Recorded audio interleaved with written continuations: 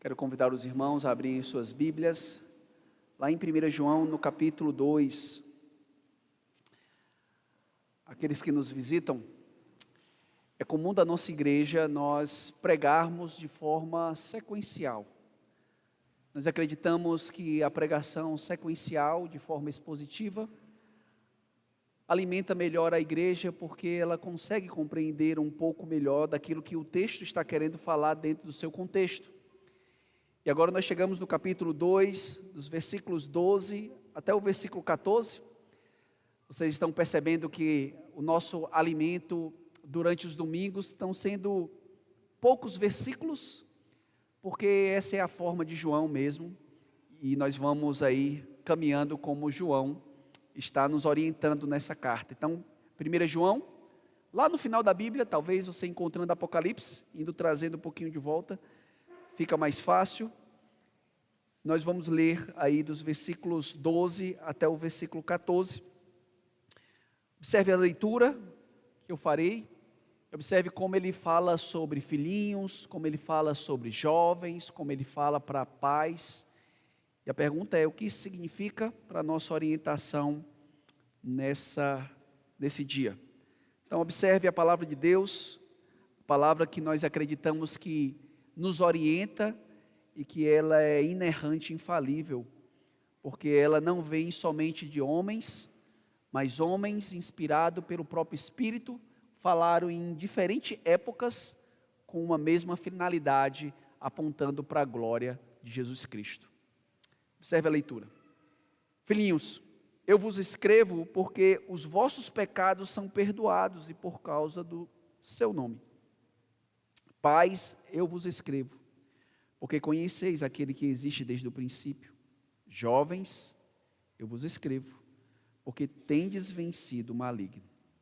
Filhinhos, eu vos escrevi porque conheceis o Pai. Pais, eu vos escrevi porque conheceis aquele que existe desde o princípio. Jovens, eu vos escrevi porque sois fortes e a palavra de Deus permanece em vós e tendes vencido o maligno. Amém. Vamos orar mais uma vez. Senhor Deus e Pai, nós estamos diante da Tua palavra, que é viva e eficaz, e te pedimos que o Senhor possa abrir o nosso entendimento, abençoar as nossas vidas, compreender o texto bíblico, para sairmos daqui edificados para a glória do Teu nome. Essa é a nossa oração, em nome de Jesus. Amém. Final de ano chegando, nós sempre temos aqueles cartões motivacionais do Natal, principalmente, ou da virada do ano. Eu não sei quantos de vocês conseguem, e, na verdade, quantos de vocês gostam desses cartazes, ou desses cartões, na verdade, que falam sobre palavras motivacionais. Isso acontece, às vezes, até mesmo naquele meio dos crentes, né, onde tem um depósitozinho lá, com vários versículos bíblicos, e aí você pega aquele versículo assim, e diz: olha, você vai ser vencedor. E é interessante que naqueles locais onde nós colocamos esses versículos bíblicos, não tem nenhum versículo confrontando pecado, lógico, são versículos motivacionais, E qual será a sua frase durante esse final de semana? Ou melhor, antes do final do ano? Você é forte, você é suficiente, você é merecedor. Ou talvez você goste dessa frase: eu sou o motorista da minha alma, minhas emoções não me controlam. Ou talvez você goste: acredite em si mesmo, e o universo vai conspirar ao seu favor. Essas frases positivas, por muitas vezes, na primeira vista, pode animar ou dar um impulso naqueles que estão, de alguma forma, enfraquecido, ou a uma pessoa que está triste ou abatido. Contudo, alguns estudiosos, principalmente nessas áreas emocionais aí, eles vão falar que essas afirmações têm alguma forma positiva, mas ironicamente fazem sentir pior do que ele estava antes. Por quê? Porque a ideia é que quando ele vai para a vida real, isso às vezes não acontece. Quando ele está na vida debaixo do sol, aparece que, por muitas vezes, eu não sou vencedor, por assim, dos meus pecados. Por muitas vezes, eu não mereço aquilo que eu estou recebendo nesse exato momento. E a conclusão é que, por muitas vezes, esse momento onde, ao invés de ser um momento de motivação, começa a ser um momento de profunda dor e tristeza no coração. Por quê? Porque tais motivações, ela não têm fundamentação bíblica. Ou tais motivações, elas vão pegando parte ou facetas das verdades bíblicas de forma não completa, mas de forma sectária ou de forma particularizada para aquele momento, com a ideia de motivar essas pessoas. Contudo, João aqui ele faz uma pausa. Ao longo dessa carta, João vem nos desafiando a fazer vários testes em nosso coração. Mas aqui João ele para e, como um pastor, ele agora quer motivar a igreja. Ele quer encorajar a igreja. A ideia é que João vem fazendo várias exortações. E quando chega no versículo 12 ao versículo 14, ele diz assim: eu preciso mostrar a identidade dessa igreja. E é isso que o texto fala. O texto vai nos mostrar sobre a nossa identidade como cristão, para que a gente possa avaliar e fazer os testes. Porque se nós fazemos testes olhando simplesmente para a nossa capacidade, certamente nós vamos sofrer. Mas João aqui, ele mostra que a nossa identidade cristã está firmada no perdão de Deus, no conhecimento do sobrenatural desse Deus que nos dá a adoção, e na certeza que nós já vencemos o maligno em Cristo Jesus. E é isso que o texto vai nos falar. O texto vai nos mostrar que a nossa identidade tem a característica de nós sermos perdoados, de nós sermos adotados e de ter um Deus que nos dá força a cada dia para vencer Satanás, o diabo, para vencer os nossos pecados e para vencer esse mundo. Volte seus olhos para o texto. Então, como a nossa identidade cristã se manifesta nessa vida? A primeira coisa que o texto nos mostra ele se manifesta no perdão. Se vocês observarem aí, o versículo 12, ele começa dessa forma: filhinhos, eu vos escrevo, porque os vossos pecados são perdoados por causa do seu nome. E agora o versículo 14, filhinhos, eu vos escrevi, porque conheceis o Pai. Nós estamos lidando, irmãos, há algum tempo com essa carta, a carta de 1 João. E essa carta, como eu já falei, ela está recheada de testes. Por quê? Porque esses testes, João estava primeiramente querendo transmitir uma segurança para aquela igreja, mas também ele estava querendo promover essa segurança por meio desses testes. E esses testes, ele tem um propósito para que os crentes possam fazer a sua autoavaliação, mas tem um segundo propósito. O segundo propósito é que, ao ouvir a mensagem de um pastor, ao ouvir a mensagem de qualquer pessoa que se levanta com a Bíblia na mão, você precisa fazer testes. Você precisa, nesse sentido, julgar se ele está falando a verdade. E basicamente esse teste envolve 3 pilares que vai sendo desenvolvido ao longo da carta. E quais são os testes? O teste que nós já falamos, o teste sobre o amor. Se vocês observarem, por exemplo, o versículo 9, que nós lidamos no domingo passado, capítulo 2, ele fala o seguinte, ele é duro: aquele que diz que está na luz e odeia o seu irmão, até agora está nas trevas. A ideia é que João está fazendo o teste, que você precisa avaliar o seu coração, se você odeia. E mais uma vez aqui, esse ódio não é um ódio, irmãos, por exemplo, às vezes quando nós estamos em relacionamento dentro da igreja, às vezes a gente tem assim, rapaz, aquele irmãozinho ali, né? a gente às vezes torce assim para ter um bom relacionamento com algumas pessoas. Mas não é isso que João está falando. João está falando de um ódio deliberado, um ódio constante. Eu não suporto e eu não quero perdoar ninguém. É nesse sentido que João está falando. E ele está fazendo esse teste. Você precisa avaliar se no seu coração há ódio contra o seu irmão. Então, esse é o teste do amor. Mas eu também nós já lidamos aqui com um teste conhecido como teste moral, sobre obediência. Se vocês observarem, por exemplo, o capítulo 1, nos versículos 7, ele diz: se porém andarmos na luz, como ele está na luz, tenhamos comunhão uns com os outros, e o sangue de Jesus, o seu Filho, nos purifica de todo o pecado. E no capítulo 2, dos versículos 3 a 6, ele vai falar sobre a obediência aos mandamentos. Ou seja, João aqui está lidando com o teste moral, o teste de santidade, o teste de obediência. E mais na frente nós vamos lidar com um teste teológico, que é a ideia que Jesus Cristo veio a esse mundo em carne. Naquela época, existia uma heresia conhecida como gnosticismo, o início do gnosticismo, que não acreditava que Jesus veio em corpo, que ele era simplesmente um fantasma.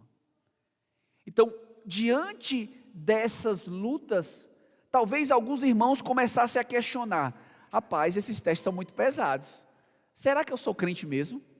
Eu não vivo de forma perfeita a amar o irmão, eu não vivo de forma perfeita a minha santificação. Então João faz esse parênteses, e agora ele para, e ele quer encorajar a igreja. E a primeira coisa que a gente pode observar, é para quem João está escrevendo. Se vocês observarem aí, o versículo 12, ele fala sobre filhinhos, do capítulo 2, lógico. Depois ele vai falar para pais, e depois ele vai falar para jovens, né? Esse aqui, basicamente, são os textos que são pregados no aniversário da UMP, né? Então, a UMP está fazendo aniversário, aí, vamos lá, vamos pregar 1 João, capítulo 2, versículo 14. E a pergunta é: será que João está lidando com diferentes faixas etárias da igreja? Por exemplo, a nossa igreja tem jovens, a nossa igreja tem paz, e nossa igreja tem crianças. Será que João está lidando com isso? Se vocês observarem de forma lógica, não está. Porque senão, se fosse observar de forma lógica, ele começava com criança, e depois vinha quem? Jovens, e depois vinha quem? Pais. Mas não é isso que João está dizendo. João está lidando, irmãos, com diferentes realidades da igreja. Na igreja nós temos crianças na fé, na igreja nós temos jovens na fé, que é a grande maioria, e na igreja nós temos pais na fé, ou seja, a liderança da igreja. E é por isso que, se vocês observarem, ele vai mostrar a razão, principalmente na segunda estrutura aí, a partir do versículo 14. Filhinhos, eu vos escrevi porque conheceis o Pai. Pais, eu vos escrevi porque conheceis aquele que existe desde o princípio. Jovens, eu vos escrevi porque sois fortes. Ou seja, apesar das diferentes realidades da igreja, todas essas pessoas, crianças, jovens e adultos, no que toca à maturidade cristã, eles têm algo em comum. Eles precisam a cada dia lembrar que foram perdoados. Eles precisam a cada dia lembrar que eles foram adotados, que eles têm um conhecimento sobrenatural de Deus. E eles precisam que já estão vencendo o maligno nesse mundo.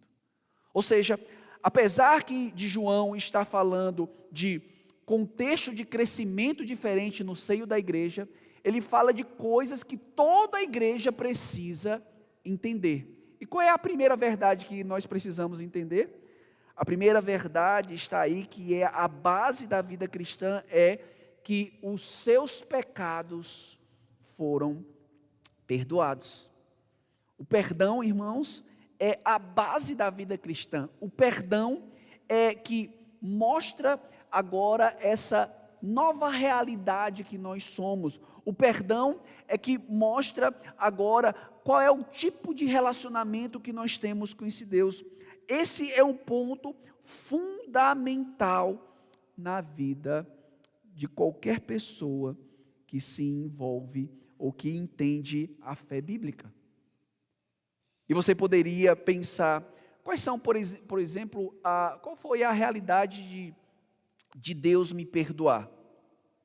Será que Deus me perdoou de todos os pecados porque Ele sabia que eu tenho uma caminhada com Ele fielmente? Será que Deus me perdoou de todos os pecados porque Ele sabe que eu, como crente, sou melhor do que uma outra pessoa que não é crente? Às vezes, irmãos, na vida comum da igreja, nós comparamos a nossa vida um com o outro com base naquilo que nós somos bons. E isso é ser injusto. Todos nós precisamos entender que em Cristo Jesus nós temos o perdão dos nossos pecados. E é por isso que ele diz, por causa do seu nome. O seu nome de quem? O meu nome? O nome do pastor? O nome da denominação? Não, o nome do próprio Cristo. Essa ideia, por amor do seu nome, em Cristo, Deus nos perdoou. Não esqueçam disso. Não é por causa da sua performance, meu amado irmão. Não é porque você faz isso, porque você faz aquilo. Não é porque aquilo que você faz que Deus te perdoou. Ele perdoou por causa do nome dele. Ele foi fiel não a mim. Ele não foi fiel a ti. Ele foi fiel a ele mesmo. E é interessante como a Bíblia, ela está recheada dessa verdade, para que você possa descansar nesse perdão. E eu gostaria de ler aqui alguns textos do Antigo Testamento, principalmente, para que vocês pudessem entender.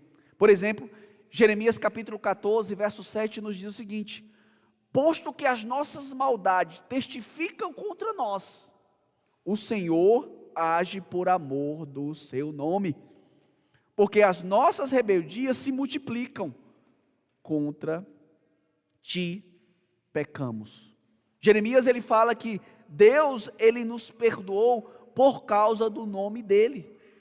Daniel capítulo 9, versículo 14 diz mais uma vez: por isso o Senhor cuidou em trazer sobre nós mal e fez vir sobre nós. Por que ele fez isso?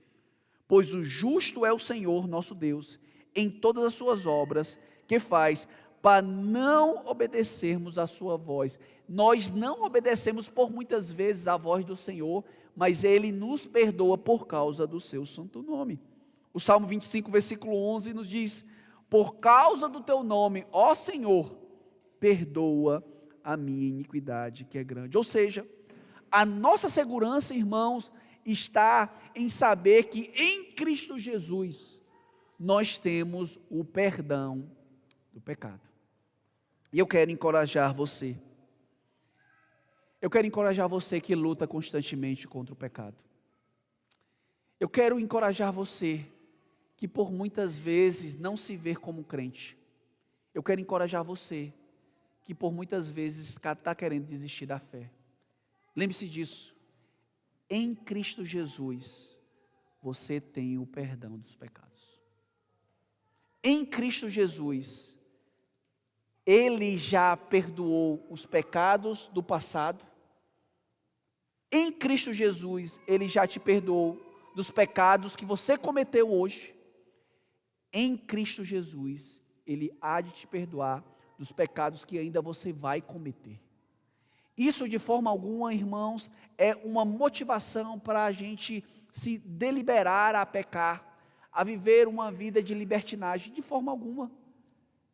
Tal verdade, ele nos ajuda a entender que, apesar de nós, apesar das nossas falhas, apesar das nossas limitações, Cristo Jesus, Ele veio a esse mundo, cumpriu perfeitamente a lei, veio fazer a vontade do Pai, como nós lemos na nossa liturgia. Nenhum dos seus podem ser arrebatados das suas mãos, e Ele fez isso por amor a mim e a você. Por isso, diante das lutas que você sofre, persevere. Diante às vezes, desejo de desistir, não olhe para a sua limitação. Não olhe para você. Não olhe para aquilo que você é. Olhe para aquilo que Cristo fez por você. Antes, você era bastardo, escravo do pecado. Agora, você é filho de Deus, amado por Ele. Você é escolhido dEle.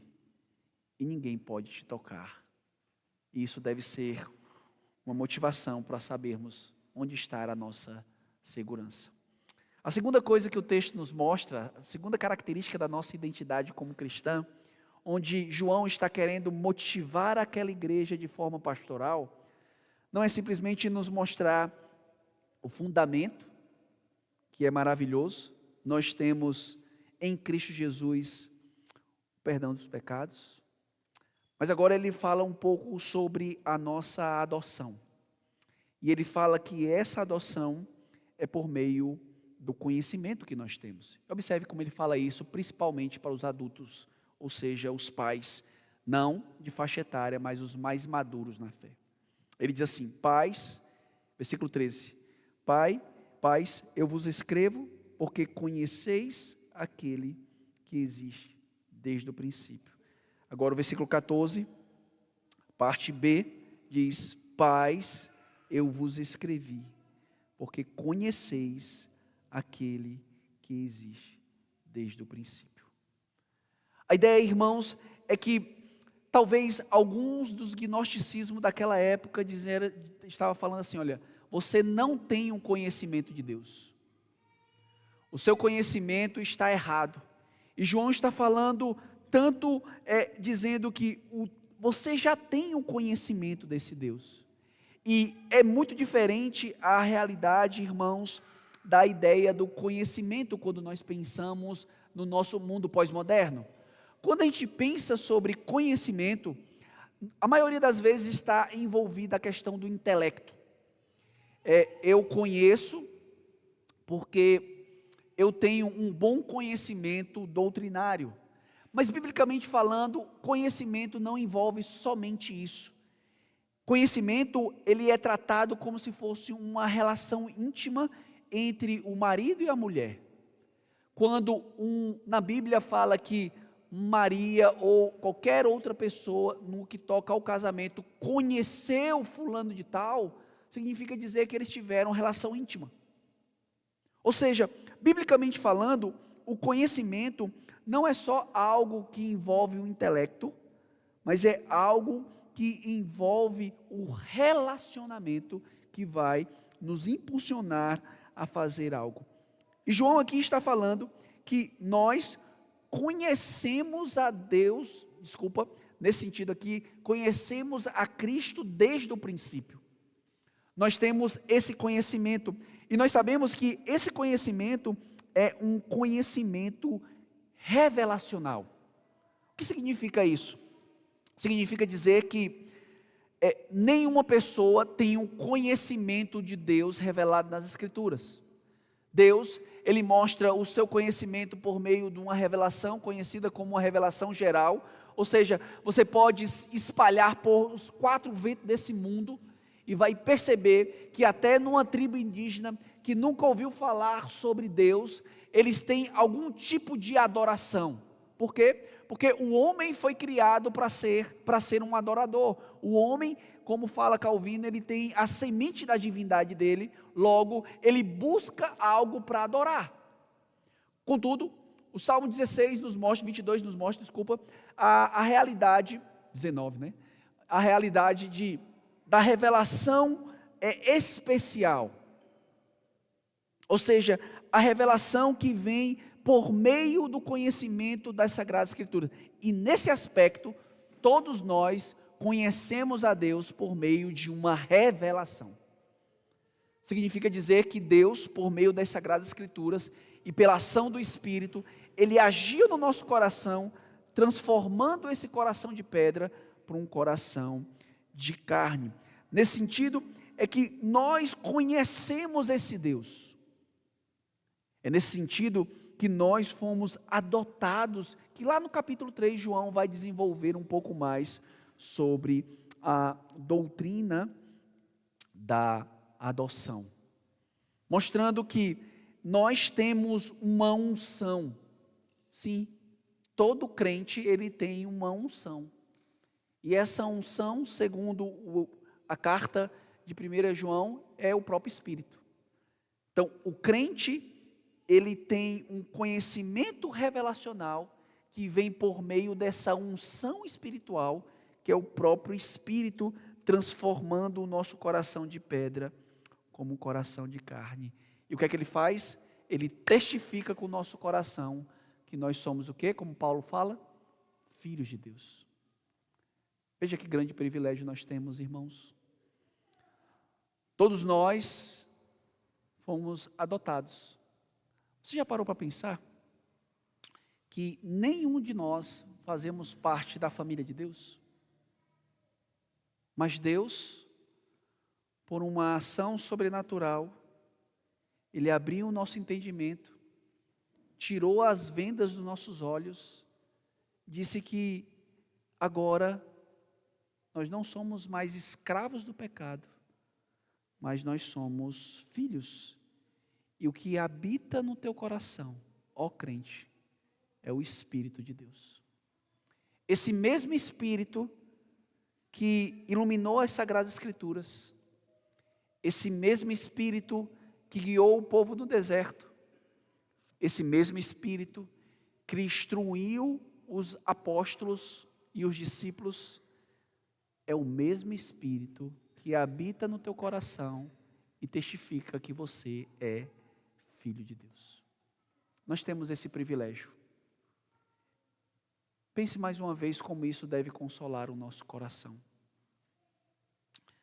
Se você é crente um pouquinho mais, de mais tempo, sabe que a vida cristã não é só vitória, é só vitória. Sabe que esse mundo é um mundo marcado pelo pecado, que ora nós ficamos desanimados, que ora nós temos um desejo de desistir, que ora nós olhamos tudo que está ao nosso redor e dizemos igual a Asaf: rapaz, eu acho que a vida do ímpio é melhor do que a minha. Eu estou quase, meu pé está quase resvalando, porque eu como crente, eu tento fazer todas as coisas corretas, parece que nada melhora, e aquele que não teme a Deus, faz as coisas todas erradas, e está tudo certo para ele, e isso vai nos desmotivando a viver a vida cristã. Deixa eu te falar algo, irmão. A nossa vida como discípulos de Cristo Jesus, ela não se resume a esse mundo. Eu gostaria que você pudesse tentar imaginar, não só como as lutas desse mundo nos ajuda a perceber como Deus está trabalhando em nosso coração. A maioria das vezes, quando nós passamos por luta nesse mundo, nós questionamos a bondade de Deus, nós questionamos a soberania de Deus, nós questionamos quem Deus é. Mas eu gostaria que você pudesse olhar para o seu sofrimento, para as suas lutas, de uma perspectiva um pouco diferente. De como essas circunstâncias nos ajudam a perceber como o meu coração precisa estar mais firmado nas coisas eternas. E quanto o meu coração precisa estar mais desarraigado às coisas desse mundo. A maioria das vezes, quando nós passamos por nossos sofrimentos nesse mundo, nós pensamos sobre o aqui e agora. Nós não pensamos como Deus tem usado circunstâncias difíceis para trabalhar e moldar o nosso caráter para a glória dele. Por isso não esqueça, você foi adotado. Deus, ele não pode mais te abandonar, não por causa de você, não por causa de mim, mas por causa do seu Filho bendito. Por isso, se anime naquilo que Cristo já fez por você. Ele já te deu um conhecimento, significa dizer que todo crente já tem um conhecimento basilar, e o conhecimento basilar é que os nossos pecados foram perdoados, mas esse conhecimento basilar é fundamental para a nossa lida da vida cristã. E é por isso que agora ele vai falar sobre, talvez, a principal faixa etária da igreja, os jovens. Ele falou que a nossa identidade envolve perdão de pecado, e isso nos dá segurança. Ele falou que os pais, eles têm conhecimento, isso significa que eles foram adotados, que as lutas desse mundo podem drenar as suas forças, mas eles foram adotados. E agora, por fim, ele nos mostra que a força que nós temos, porque os nossos pecados foram perdoados, porque agora nós temos o conhecimento desse Deus, ele nos dá força a perseverar. Observe que quando João ele vai falar sobre os jovens, sempre são são orações maiores. Isso tem uma finalidade. Por quê? Porque logo depois desse parêntese de motivacional, nesse sentido, esse parêntese de resgatar a identidade que nós temos em Cristo, ele vai voltar a falar sobre os testes ou sobre os imperativos que nós temos que fazer no próximo domingo. Por exemplo, se vocês observarem no versículo 15, começa logo com a ordem: não ameis o mundo. Então, a ideia dos jovens aqui, que é a maior parte da igreja, é para tentar fazer essa transição, dar esperança e perseverança, com base em quê? Com base na força que vem pela palavra. Observe mais uma vez a parte B do versículo 13. Jovens, eu vos escrevo, porque tendes vencido o maligno. A parte C do versículo 14. Jovens, eu vos escrevi, porque sois fortes, e a palavra de Deus permanece em vós, e tendes vencido o maligno. Essa é a ideia. A ideia agora é que João está querendo motivá-los no sentido de dizer que, com base na obra de Cristo, nós somos fortes, nós tivemos os pecados perdoados, nós temos um conhecimento sobrenatural, mas agora João vai falar sobre a nossa força. E é interessante, talvez se você passou uma semana de luta contra o pecado, e às vezes foi derrotado, você disse: não, pastor, força eu não tenho muito não. Mas é porque, mais uma vez, ele está querendo mostrar aonde é que está a nossa força. Então, pelo menos, 3 coisas João nos mostra nessa última verdade aí. Ele mostra que nós somos fortes, ele mostra que a nossa força vem pela palavra de Deus, e ele vai nos mostrar que nós já temos vencido o maligno. É interessante que todos esses verbos, ele traz essa ideia de algo contínuo, traz essa ideia que nós estamos perseverando, mas essa perseverança não acontece pela palavra, até mesmo ela já nos dá a dica, não acontece algo pontual. Eu perseverei só no primeiro ano de crente, ou eu perseverei só nessa manhã. Não. A ideia é que mesmo que a pessoa caiu em algum tipo de pecado, ela está continuando perseverando, E é por isso que ele diz que essa perseverança, ela é fruto, porque a palavra permanece em vocês. Ou seja, a nossa força é uma força que vem da palavra do Senhor. Por quê? Porque nós entendemos que quando há a ação do Espírito Santo, quando há a pregação da palavra, quando há a leitura bíblica, quando nós estamos diante da palavra de Deus, quem age em nosso coração é o Espírito. E é por isso que nós precisamos entender essa realidade. Calvino, ao comentar esse texto, ele diz, Calvino explica que embora os crentes ainda esteja no meio de uma batalha, eles já são chamados de conquistadores. Por quê? Porque a nossa vitória não depende do resultado das nossas forças. A nossa vitória vem por meio de Cristo Jesus. E essa palavra habita em nosso coração, porque Ele é o cabeça da igreja. Eu não sei quantos de vocês lembram quando Cristo é tentado lá em Mateus capítulo 4, versículo 11, versículo de 1 a 11. O maligno, de diversas formas, ataca o nosso Salvador. Ele ataca por meio da sua fraqueza física. Se tu és o Filho de Deus, manda que estas pedras se transformem em pães. Jesus argumenta que está escrito dessa forma. O maligno tenta mais uma vez, pelo poder e prestígio dos homens. Jesus mais uma vez responde como? Porque está escrito.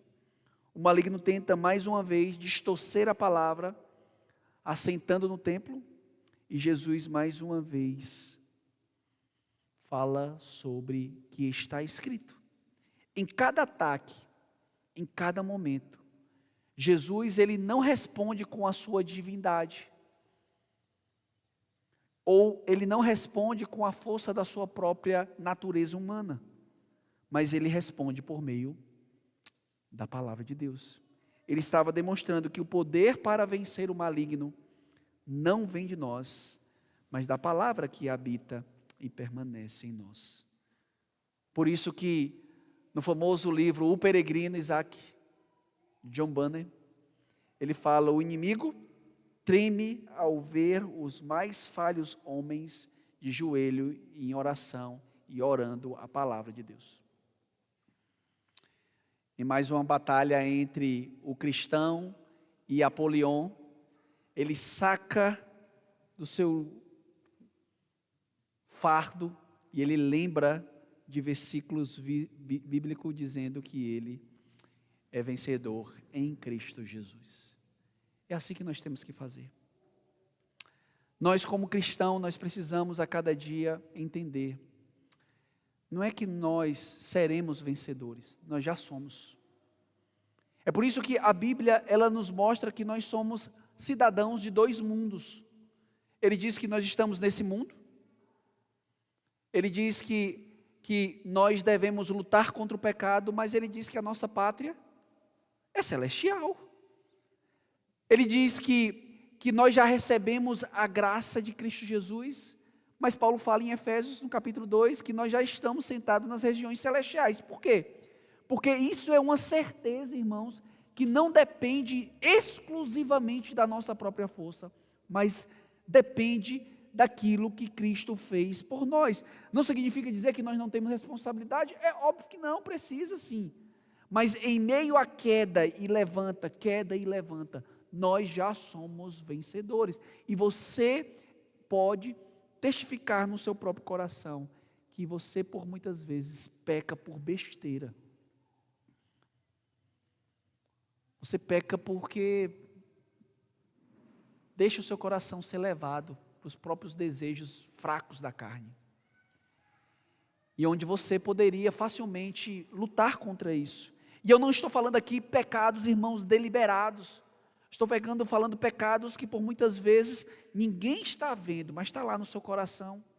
Um coração amargo, um coração que não consegue ver a bondade de Deus, um coração que enxerga somente a incredulidade. Por isso, nós, em Cristo Jesus, já vencemos o diabo.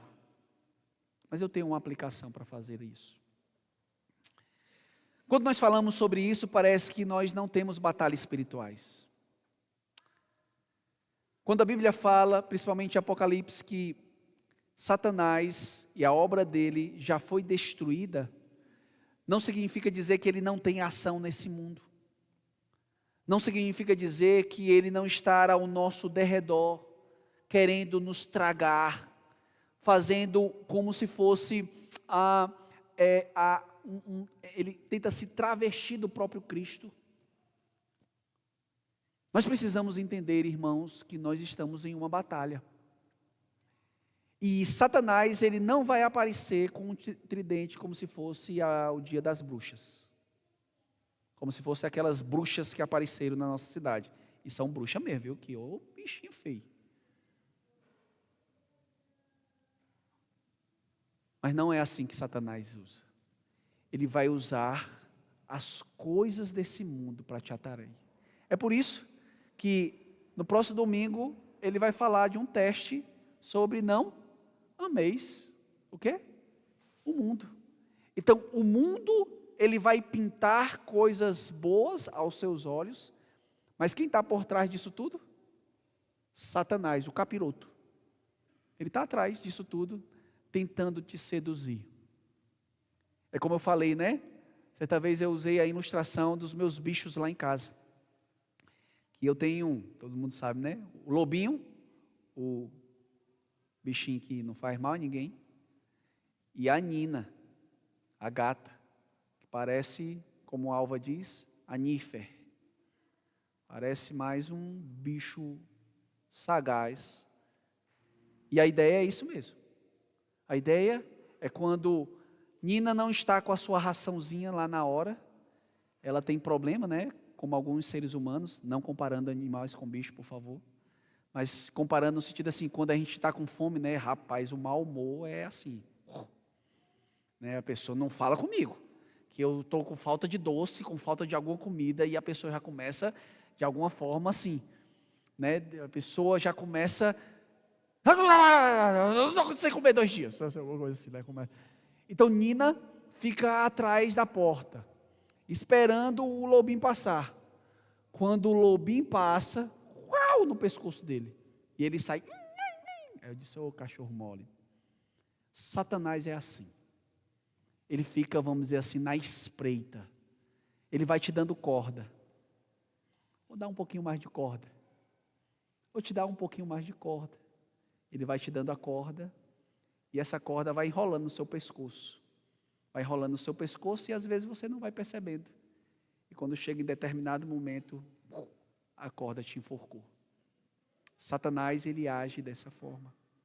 Por isso que o nome diabo significa adversário. Mas existe outro nome. Ele é o caluniador. E como é que ele calunia? Ele calunia por meio da tentação. Então ele vai te dando coisas que aos olhos do mundo pode ser bom, mas é para a tua queda. Por isso, jovens, e jovens aqui não são só os jovens, literalmente, são boa parte da igreja. Cuidado, porque nós temos uma batalha espiritual também.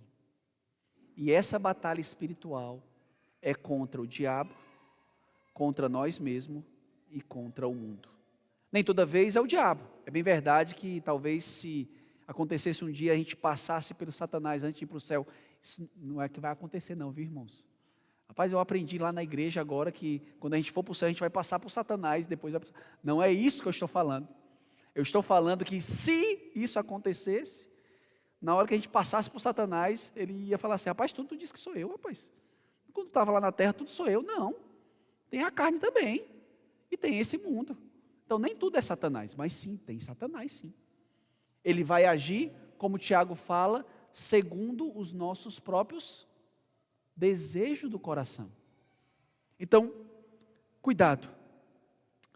Satanás, ele tem uma característica prioritariamente para tentar te derrubar e principalmente para gerar desânimo no teu coração na luta contra o pecado. Mas infelizmente, mesmo quando nós caímos, mesmo quando sabemos que temos o perdão dos pecados em Cristo Jesus, nós não praticamos isso na vida prática. Às vezes nós falamos assim, pastor, eu sei que Deus me perdoou, mas eu não me perdoo. Isso, irmãos, é fruto de 2 coisas: incredulidade e orgulho. Incredulidade é porque você confia mais em você mesmo, nos seus sentimentos e na sua verdade, ao invés de confiar na palavra de Deus. Isso significa dizer que aquilo que Deus nos diz ao nosso respeito não vale. O que vale é os meus sentimentos. Se os meus sentimentos afirmarem que Deus me perdoou, aí sim, Deus me perdoou. Mas não existe isso na Bíblia. Você não vai ver na Bíblia dizendo assim, se auto-perdoe. Se alguém encontrar um versículo na Bíblia dizendo isso, por favor, me diga. Você não encontra na Bíblia o auto-perdão. Sempre é Deus nos perdoou ou nós devemos perdoar a vida de outra pessoa. É lógico que o pensamento moderno, ele quer nos mostrar que por muitas vezes nós temos que se auto-perdoar. Não é verdade. Você precisa confiar naquilo que Deus declarou a seu respeito. Em Cristo Jesus, você é forte e você tem os seus pecados perdoados. Mas também isso é fruto de orgulho. Eu achei interessante como Agostinho, em seu livro A Confissões, ele fala um pouco sobre o orgulho, dizendo o seguinte: o orgulho é a perversão da vontade pela qual o ser humano abandona Deus e volta-se para si mesmo. E ele diz, no capítulo, na parte 2, quando ele vai falar sobre os pecados e a adolescência, ele diz: a minha miséria é fruto do meu orgulho, porque me afastei de ti e andei segundo o meu próprio coração. O orgulho é a autoafirmação, é você deixar de se voltar para Deus e confiar mais em si mesmo. É abandonar aquilo que Deus fala a respeito de você e acreditar nos seus sentimentos e no seu pensamento. Lembre-se, o texto diz que quando a palavra permanece em nós, nós temos vencido o maligno. E isso acontece que a obra de Cristo já destruiu a obra de Satanás. Contudo, Satanás ainda tem ação limitada nesse mundo, mas por meio do poder da palavra, nós estamos destruindo as obras de Satanás todos os dias em nossa vida, quando amamos mais a Deus e rejeitamos mais a nós mesmos, ao mundo e ao diabo. Que verdade maravilhosa, irmãos. Por saber que você entra numa batalha quando você já é vencedor. Imagine nessa ilustração. Imagine, Anderson, que nós vamos contratar 2 pessoas para nos ajudar a fazer essa linha aí da frente da igreja. E nós falamos o seguinte: olha, você vai ganhar R$100 nessa diária. Você vai ganhar R$20 nessa diária. E o outro a gente diz: olha, se você terminar até o final do dia, você vai ganhar R$1.000 nessa diária. Aquele que ia receber pouco, provavelmente no meio-dia, ou quando o sol já estava meio desgastado assim, ficar um pouquinho mais agachado, as pernas não estão mais doendo, as costas estão doendo. Aí eu disse: rapaz, não vale a pena não. Eu vou passar o dia todo para ganhar R$20. Agora, o que ia ganhar R$1.000, meu amigo, pode ficar com dor nas costas, pode ficar agachado, ele sabe que no final do dia ele vai receber quanto? R$1.000. Ou seja, a ideia aqui, irmãos, é que a esperança daquilo que nós temos no futuro nos dá força para viver aonde? O presente. Eu sei que em Cristo Jesus a obra de Satanás já foi destruída. E isso nos dá força e ânimo para continuar a vencendo Satanás por meio do poder da palavra. E é isso que nós temos que nos lembrar a cada dia. Deixar a palavra permanecer em seu coração, para que a cada dia você possa vencer o maligno. Mas também tem uma segunda aplicação. A palavra de Deus tem habitado em seu coração, meu amado irmão. Se você é criança na fé, se você é um jovem na fé, se você é um pai na fé, a palavra de Deus tem habitado no seu coração? Quanto tempo você tem crescido na palavra do Senhor? E eu não falo de conhecimento daquilo que você está ouvindo por outra pessoa. Isso é fundamental. Eu acredito que quanto mais nós nos reunimos em torno da palavra, nós vamos ficar maduros na fé. Quanto mais nós nos distanciarmos da palavra, mais nós vamos ficar raquíticos na fé.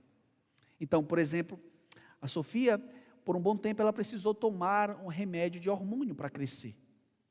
E se ela não tomasse esse hormônio, ela não ia crescer. Assim é como nós.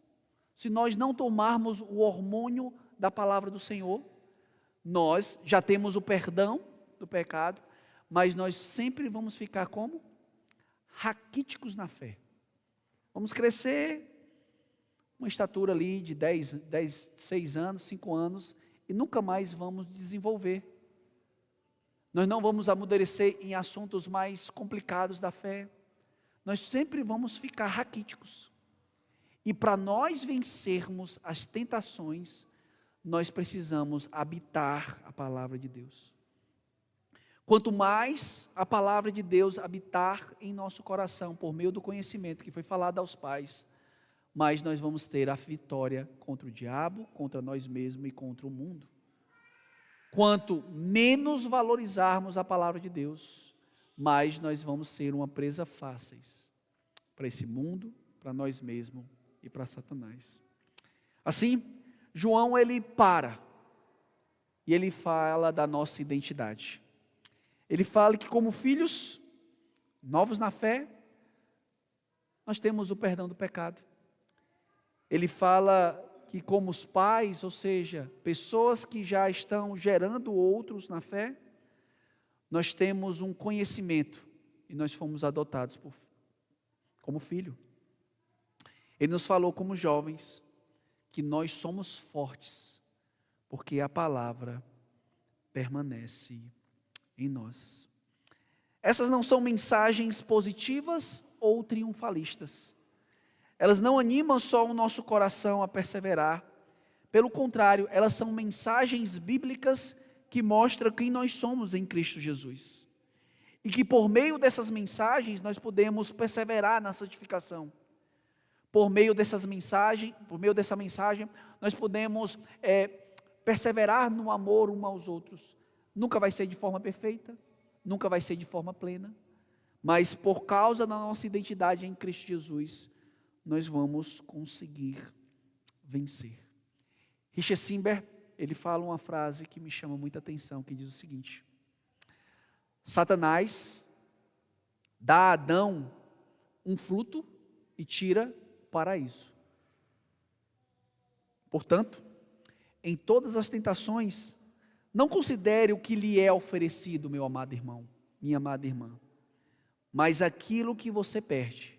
Satanás dá o fruto e tira o paraíso. Mas em Cristo isso se transforma.